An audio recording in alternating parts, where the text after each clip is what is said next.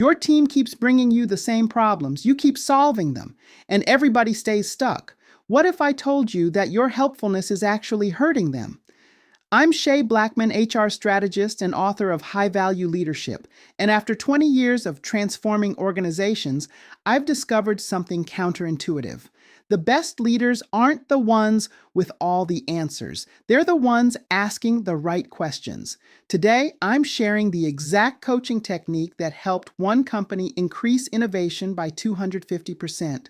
Let me paint you a picture. Your team member walks in with a problem. Your brain immediately goes into solution mode because that's what got you promoted, right? Being the problem solver, the expert. Here's the thing. Every time you jump in with the answer, you're creating a dependency. You're literally preventing your team from developing their own problem-solving muscles.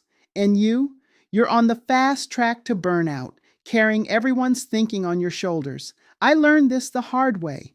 Early in my consulting career, I prided myself on having all the answers. My clients loved me. They also couldn't function without me. That's not leadership. That's highly paid babysitting. The neuroscience truth. Nobody talks about when you give someone an answer, their brain stays passive. But when you ask them a question, their prefrontal cortex lights up. New neural pathways form. They literally think new thoughts. This isn't feel-good fluff, it's hard science. The two questions that change everything. First, what's the real challenge here for you?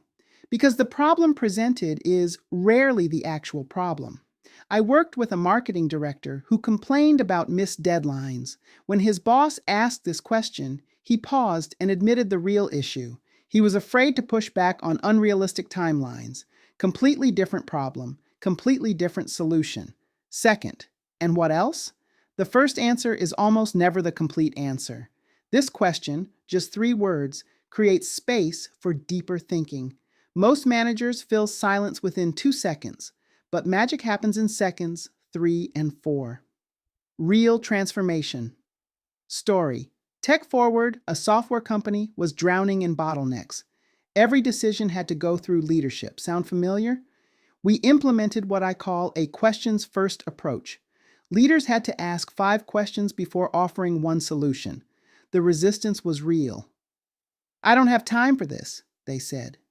6 months later, employee engagement jumped from 58% to 81%. Time to problem resolution dropped by 40%. But here's what really got me. Email from a junior developer. "I used to dread bringing problems to my manager. Now I leave every conversation smarter." That's the power of coaching leadership. You're not just solving today's problem.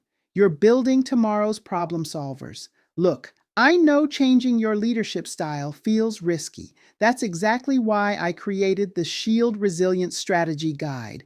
It includes specific techniques for building your internal resources, including the patience to let others struggle productively and strengthening your daily practices for coaching conversations. It's free, links below. Here's my challenge for you. In your next one-on-one, ask what's on your mind, instead of diving into status updates. Then come back and tell me what happened in the comments. What shifted? What surprised you? Your insight might just be featured in our next Ask Shay episode. Ready to lead through questions instead of answers. Let's transform how you lead. I'll see you in the next video.